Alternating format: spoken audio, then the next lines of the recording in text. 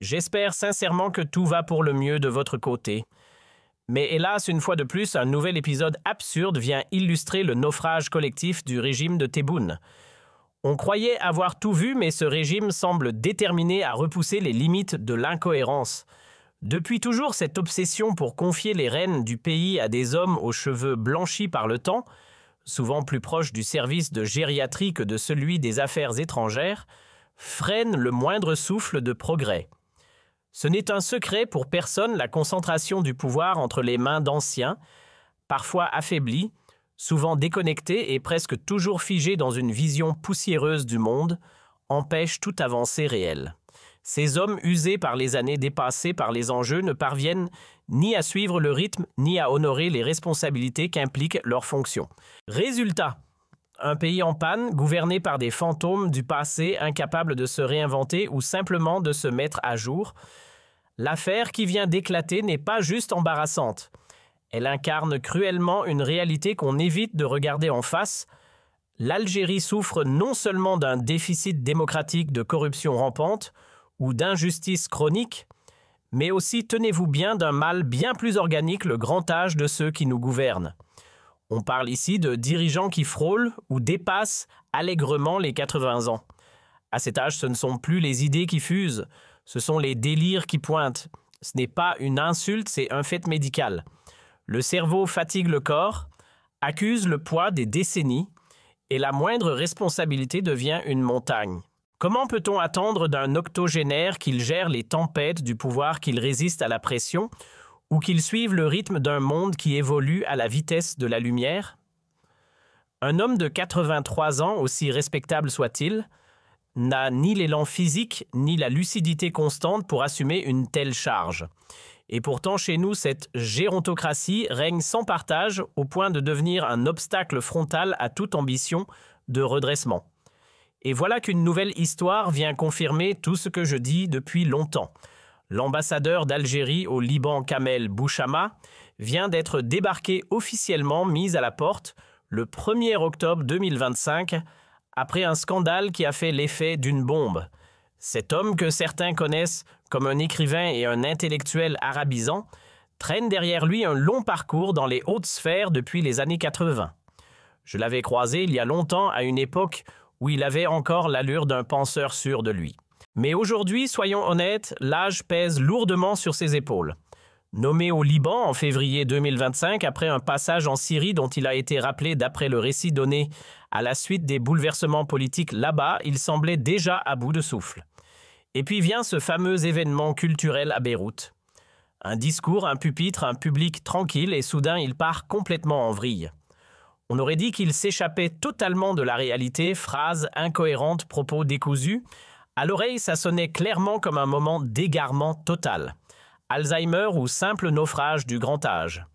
Peu importe le diagnostic exact, ce qui est sûr, c'est qu'on a assisté à un épisode digne d'un délire sénile en direct. À un certain stade de la vieillesse, ce n'est plus la sagesse qui parle, mais des paroles qui flirtent dangereusement avec l'absurde. Et là, en pleine conférence, M. Bouchama s'est mis à déverser des propos hallucinants. Il a qualifié Donald Trump de cow-boy échappé d'un hôpital psychiatrique. Oui, rien que ça, en insinuant qu'il n'a strictement rien à faire à la tête de la première puissance mondiale. Mais le plus inquiétant, c'est qu'il ne semblait même plus se souvenir de sa propre fonction. On aurait dit un vieux chroniqueur aigri lâché dans un café, pas un ambassadeur en mission officielle. Or, un ambassadeur n'est pas là pour improviser ses états d'âme, il incarne l'État. Il parle au nom d'une nation. Chaque mot prononcé engage tout un pays. Et pendant que l'Algérie cherche désespérément à se rapprocher de Washington, tente de séduire les Américains pour rééquilibrer la balance géopolitique face à un Maroc toujours plus influent, voilà que son propre représentant insulte frontalement le président américain, le qualifiant de fou à enfermer. Difficile de faire pire en matière de sabotage diplomatique. La gravité de cette affaire dépasse largement le simple faux pas diplomatique. Et devinez qui s'en est donné à cœur joie. Évidemment, les médias marocains. Dès que l'affaire a fuité, ils ont bondi sur l'occasion comme des vautours sur une carcasse encore tiède. Les journaux pro-régime de Rabat n'en croyaient pas leur chance. Un ambassadeur algérien qui perd les pédales en public insultant le président des États-Unis, c'était du pain bénite. En boucle, ils ont relayé les images gonfler le scandale et surtout, objectif principal, souffler sur les braises entre Alger et Washington. C'est là que le bat blesse, car ce que Bouchama a lâché, ce n'était pas un simple dérapage, c'était une gifle diplomatique en pleine figure d'un allié stratégique potentiel. Comment un homme censé représenter son pays peut-il se permettre d'accuser un chef d'État étranger d'être mentalement instable? On ne parle pas ici de conversation privée, mais d'un discours officiel. Et ça, c'est plus qu'une erreur, c'est une faute historique. Mais alors, qui perd vraiment la raison dans cette histoire, celui qu'on accuse ou celui qui l'a nommé? Parce qu'au fond, si quelqu'un doit être pointé du doigt, c'est bien celui qui a ressorti Kamel Bouchama des archives du passé pour le remettre en selle. Pourquoi? Parce que c'est un vieil ami, tout simplement. Voilà la vérité nue qu'on évite de dire à voix haute. Mais soyons justes, qui est vraiment ce Kamel Bouchama? La jeunesse algérienne n'a probablement jamais entendu son nom. Né en 1943, originaire de Cherchell, il fait partie d'une génération qui refuse de décrocher. En pleine gloire dans les années 80, il a occupé le poste de ministre de la Jeunesse et des Sports, et ce, dès le début de cette décennie. Il était déjà en haut de l'affiche bien avant que beaucoup d'entre nous n'aient vu le jour. Moi, par exemple, je suis né en 1984. Et devinez quoi, il était déjà ministre à ce moment-là. 40 ans plus tard, il gravite toujours autour du pouvoir. Incroyable, non? Après sa période ministérielle, il a poursuivi sa carrière diplomatique jusqu'à ce que Bouteflika, peu fan de son tempérament volcanique, décide de l'écarter. Il ne pouvait pas se sentir. Et on comprend pourquoi. Car Bouchama, derrière ses airs d'intellectuel, cache un caractère difficile, souvent tranchant, parfois même brutal. L'homme manie l'insulte plus vite que l'argument et ne recule pas devant la diffamation. Lors de notre entretien, je me suis dit « Il a de bonnes idées, mais seulement quand son esprit est au clair. » Le reste du temps, c'est un concentré d'arrogance et de provocation. Quand Bouteflika est arrivé au pouvoir, il n'a pas mis longtemps à comprendre que Kamel Bouchama n'était pas du genre facile à gérer. À l'époque, en 2001, ce dernier servait comme ambassadeur en Syrie, mais très vite, la sentence est tombée fin de mission. Mis sur la touche, renvoyé dans l'ombre, discrètement poussé vers la retraite et écarté du circuit diplomatique. Mais voilà, la roue tourne. Et quand Abdelmadjid Tebboune est monté sur le trône, le nom de Bouchama est ressorti des tiroirs. Pourquoi? Peut-être parce qu'il se ressemble plus qu'on ne l'imagine. Même tempérament explosif, même tendance à la confrontation, même goût pour le style brut de décoffrage. Ce sont deux figures taillées dans la même pierre rugueuse populiste, belliqueux, parfois brutaux dans leur façon d'être. Sauf que, soyons honnêtes, Bouchama lui a une certaine épaisseur intellectuelle. Il a lu, il a écrit, il connaît son histoire. C'est un homme de lettres, spécialisé dans le Moyen-Orient, la Syrie, le Liban, et il a consacré plusieurs ouvrages aux héritiers de l'émir Abdelkader et à la diaspora algérienne dans le Levant. Mais cela ne change rien au fond. Derrière cette façade érudite se cache un caractère difficile, colérique, dur comme la pierre, tout comme son président. C'est en mars que le scénario classique du renvoi d'ascenseur a été rejoué. Kamel Bouchama, soudainement inspiré, s'est mis à tresser des couronnes à Tebboune, vantant sa légitimité, multipliant les louanges et chantant ses vertus à qui voulait l'entendre. Résultat, récompense immédiate, notre cher président l'a sorti du placard et l'a remis sur le devant de la scène. Première étape, une nomination symbolique au Conseil de la Nation, autrement dit le Sénat algérien. Un tiers des sièges y revient au président selon la fameuse règle du tiers présidentiel. Les deux autres tiers sont désignés par les partis ou élus, mais le dernier morceau du gâteau est réservé au chef de l'État qui y place, qui il veut souvent pour service rendu à la patrie, ou pour loyauté vocale. Dans le cas de Bouchama, les services en question restent flous, hormis quelques publications jugées intéressantes sur des sujets pointus. Cela dit, le voir devenir sénateur ne m'a pas vraiment choqué. Bon, passons. Ce qui est plus troublant, en revanche, c'est ce qui suit. Car Tebboune ne s'est pas arrêté là. Au lieu de simplement lui offrir une retraite dorée au Sénat, il a décidé de le propulser à nouveau dans le grand bain. Et en juillet 2023, à plus de 70 balais bien sonnés Bouchama et catapulté ambassadeur en Syrie. Oui, vous avez bien entendu, en Syrie. Comme si la diplomatie dans une zone de guerre pouvait être confiée à un vétéran fatigué. L'inexplicable devient banal dans notre paysage politique. Sa gestion de la crise. Une catastrophe sur toute la ligne. Non seulement il a brouillé les signaux transmis à Alger, mais en plus il a complètement noyé les autorités dans un brouillard de désinformation. Face à la montée de la contestation, il a accumulé les erreurs, aucune anticipation, aucune lecture juste de la situation. Mais pouvait-on vraiment attendre autre chose d'un diplomate figé dans une époque révolue? Son cerveau semble encore coincé dans les années de la guerre froide, à une époque où tout s'expliquait par un complot impérialiste ou une manigance venue de l'étranger. Son mode de pensée date d'une époque où l'on parlait encore de blocs et d'axes, du mal pas de réseaux sociaux ou de diplomatie numérique. Avec une grille de lecture aussi dépassée, il était évident qu'il allait passer à côté de la réalité du terrain. Résultat, au lieu de défendre les intérêts de l'Algérie, il les a desservis avec une rare maladresse. Lorsque le vent de révolte a commencé à souffler en Syrie et que l'opposition a brièvement semblé prendre le dessus, lui Kamel Bouchama est resté cramponné à son idole Bachar al-Assad. Jusqu'au dernier souffle, il l'a soutenu corps et âme, comme s'il s'agissait d'un frère d'armes. Et même après que le régime ait vacillé, il n'a rien voulu entendre. Il suppliait encore le ministère algérien des Affaires étrangères de maintenir le cap, de ne pas lâcher Assad. Il y croyait dur comme fer, persuadé que Bachar ne tomberait jamais. Résultat, il a sérieusement induit en erreur Alger, en jouant les conseillers obstinés enfermés dans leur certitude. En diplomatie, on attend d'un ambassadeur qu'il soit une boussole. Lui, il a été une boussole complètement déréglée. On a donc fini par l'exfiltrer de Syrie et depuis février 2025, il a été recasé au Liban. Et là, accrochez-vous bien.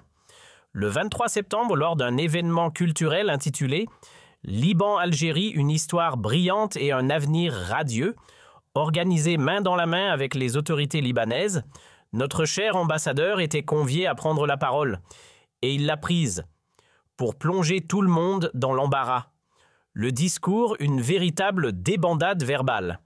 Il enchaîne les déclarations délirantes comme un disque rayé. À un moment, il lâche que la guerre d'indépendance algérienne aurait fait 20 millions de morts. 20 millions. Il ne s'est pas arrêté là, plus le discours avançait, plus il sombrait dans l'irrationnel. Insultes à peine déguisées, inventions grotesques, accusations gratuites. C'était une sorte de monologue halluciné, un mélange d'histoires revisitées et de règlements de comptes personnels, le tout au nom de la diplomatie algérienne. Et là, il a franchi un cap. Devant un auditoire médusé, il s'est lancé dans un véritable règlement de compte verbal contre le président des États-Unis. Il l'a affublé de tous les noms déséquilibrés fous alliés cow-boy échappés d'un asile, tout cela en l'accusant de ne pas avoir sa place à la tête d'une superpuissance.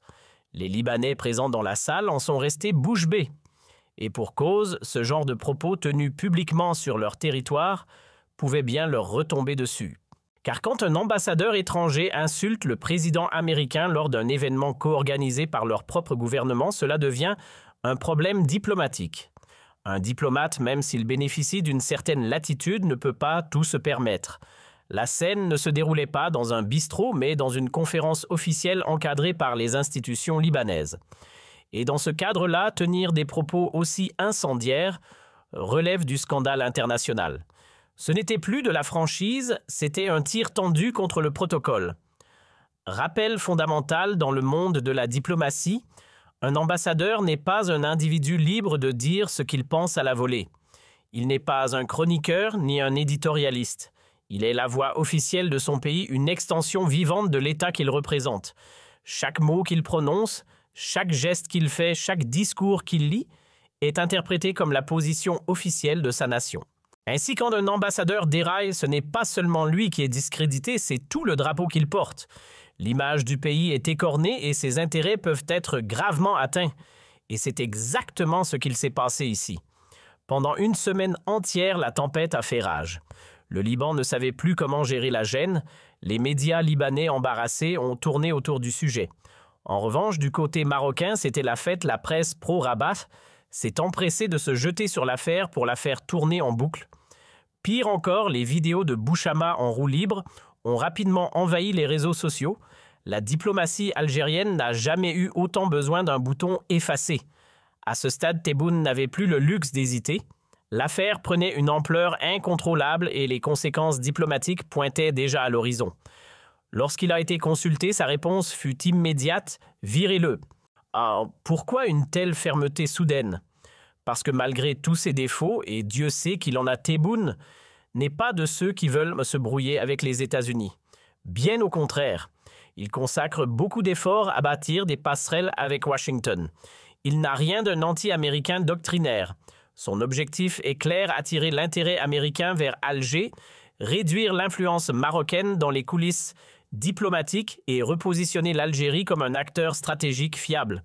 Ces derniers temps, les couloirs du pouvoir à Alger voient souvent passer une figure bien connue, l'ambassadrice des États-Unis en Algérie, Madame Elisabeth Moore, Robin, oui, prononcez bien jusqu'au bout.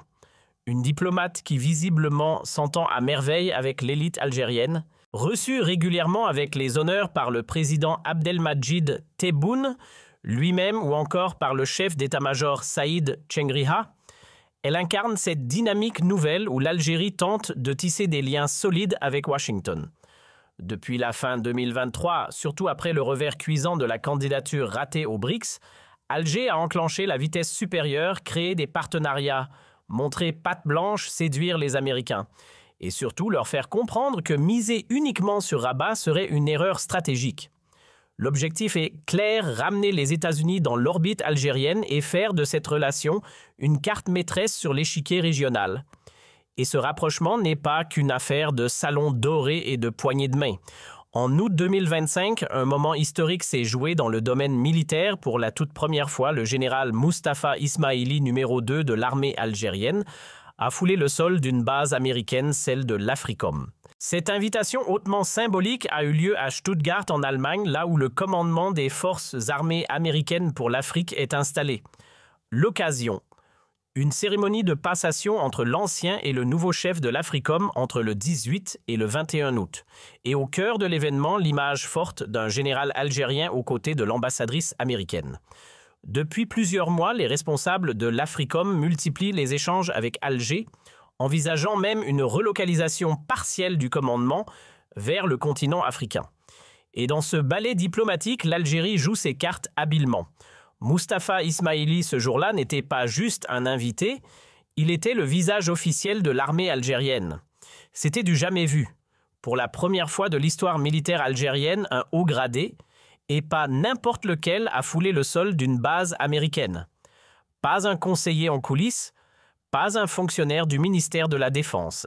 Non, il s'agissait du commandant des forces terrestres en personne, le général de corps d'armée Mustafa Ismaili. Son rang ne laisse aucune place au doute, il est numéro 2 dans la hiérarchie militaire nationale.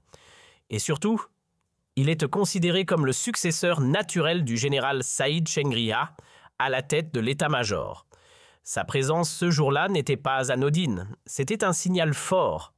Une façon de dire que l'Algérie ne se contente plus de simples échanges protocolaires, elle veut peser, discuter d'égal à égal et inscrire son armée dans une nouvelle dynamique internationale. Derrière ce geste, on devine toute une volonté politique accompagnée de discussions stratégiques, de projets en gestation et d'un repositionnement assumé sur l'échiquier africain. Et ce mouvement de rapprochement se lie aussi dans le rythme effréné de l'ambassade américaine à Alger. Elle ne chôme pas. Bourses, universitaires, programmes conjoints, consultations régulières. La présence diplomatique US est partout sur tous les fronts. Les visas, eux, pleuvent comme s'il n'y avait jamais eu de filtre. Les élites algériennes n'ont aucun mal à obtenir leur ticket pour Washington, preuve d'un climat devenu remarquablement chaleureux. Les échanges sont plus que cordiaux, ils flirtent parfois avec la complicité. Depuis que le régime en place a resserré les rênes du pouvoir, une priorité s'est dessinée, se faire bien voir de la Maison-Blanche.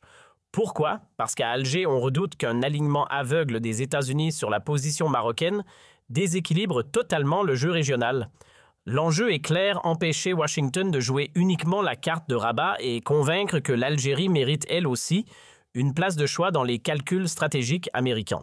Et donc nous voilà avec M. Kamel Bouchama, 82 ans au compteur, qui depuis Beyrouth se permet de balancer que Donald Trump et bon pour l'asile, un cinglé, un fou furieux, un cow-boy largué par la réalité. Un ambassadeur, rien que ça. Mais le scandale ne réside pas uniquement dans ses propos. Le vrai nœud du problème, c'est la nomination même de profils aussi âgés à des postes aussi sensibles. À cet âge-là, on devrait écrire ses mémoires, pas représenter un pays. Pendant que nos octogénaires délirent en public des dizaines de jeunes diplomates brillants, formés, expérimentés et connectés au monde contemporain, croupissent dans les couloirs du ministère. Certains connaissent le Liban et la Syrie mieux que leur salon. Mais eux, on les ignore, on les écarte parce qu'ils sont trop jeunes et pas assez copains avec les anciens. Confier les clés d'une ambassade à quelqu'un qui peine à distinguer passé et présent, c'est jouer avec la crédibilité du pays. Voilà le drame. On assiste à une gérontocratie délirante. Même Tebboune, dans ses apparitions télévisées, peine à suivre le fil. Il bafouille, invente des chiffres, écorche les noms, balance des approximations qui frisent le surréalisme. Il est grand temps de dire stop. Ce règne des vieillards, il étouffe la nation. Ce n'est plus seulement une crise politique ni un effondrement économique, c'est une panne biologique au sommet de l'État. Quand tout l'appareil de pouvoir, président, ministre, ambassadeurs, généraux tourne autour des 80 balais, c'est qu'il y a urgence. Ce pays ne peut pas avancer en chaise roulante. Il faut un renouvellement, une transmission, un souffle neuf. Et vite. On se targue d'être un pays jeune, mais au sommet de l'État, ce sont les centenaires qui tiennent la barre. Près de la moitié des Algériens ont moins de 28 ans et pourtant dans les postes stratégiques, ceux où se jouent les équilibres géopolitiques les plus sensibles comme les ambassades en Syrie ou au Liban, on continue de placer des profils aussi fatigués que dépassés. On envoie un monsieur de 82 ans à moitié perdu dans ses souvenirs hallucinés par des guerres d'un autre siècle, représenter nos intérêts au cœur d'un des foyers les plus inflammables de la planète. Ce n'est plus du respect pour les anciens, c'est de l'acharnement symbolique. Je le dis sans détour, l'exercice du pouvoir, c'est une course d'endurance, pas une veillée au coin du feu. Ces fonctions-là, ministre, ambassadeur, président, chef d'état-major, exigent réactivité, lucidité, énergie. Ce n'est pas un club de retraite. À 83 ans, on devrait passer le relais, pas signer des traités. Tant qu'on s'obstinera à confier les clés du pays à des hommes qui devraient déjà avoir raccroché le costume, on freinera notre propre avenir. Tant qu'on refusera d'admettre que l'âge est parfois un obstacle, on bloquera la transition, on étouffera le renouveau. Et c'est tout le progrès politique, économique, démocratique qu'on condamne à rester dans les starting blocks. L'Algérie mérite mieux et surtout, elle mérite enfin une génération aux commandes. Génération